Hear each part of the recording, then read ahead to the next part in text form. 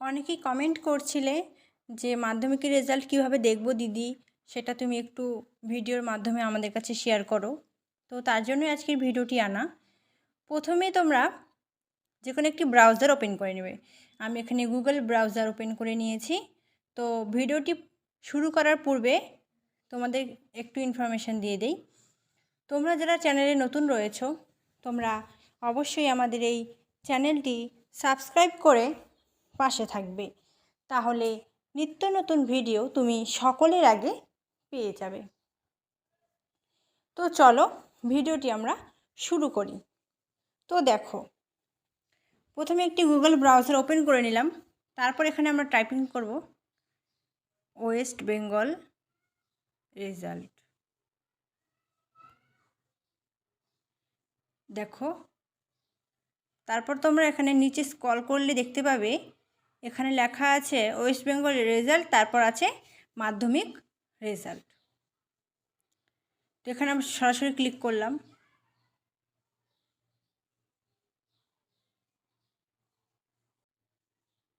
দেখো, ওয়েস্ট বেঙ্গল মাধ্যমিক রেজাল্ট দেওয়া আছে, তোমরা এখানে সরাসরি ক্লিক করলে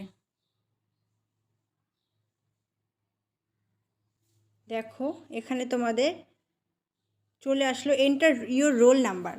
তোমার যে রোল নাম্বারটা রয়েছে সেটা রোল নাম্বারটা এখানে রোল নাম্বারটা তোমরা এখানে লিখলে ইউর ডেট অফ বার্থটাও দিতে হবে, ঠিক আছে? ডেট অফ বার্থটা দিয়ে দেবে যেটা তোমাদের অ্যাডমিট কার্ডে রয়েছে সেটা। তারপর দেখো এখানে এন্টার ক্যাপচা কোড। এখানে যেটা তোমার আসবে ক্যাপচা কোডে সেটা সেম কিন্তু এখানে বসাতে হবে। তারপর তুমি সাবমিট করা দেওয়ার পরে কিন্তু তোমার রেজাল্টটা কিন্তু তুমি ডাউনলোড করতে পারবে। এবং সাবমিট করার পরে একটি ডাউনলোড রেজাল্ট লেখা থাকবে, সেই ডাউনলোড রেজাল্টে তোমরা ক্লিক করলে কিন্তু নিজেদের রেজাল্টটা ডাউনলোড করতে পারবে। এবং তোমাদের পরীক্ষার রেজাল্ট কেমন হলো সেটা কমেন্ট করে অবশ্যই জানাবে আমাকে।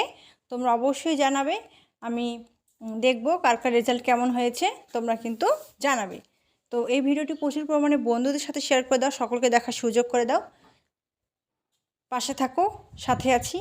Thanks for watching after all. Thank you সকলকে।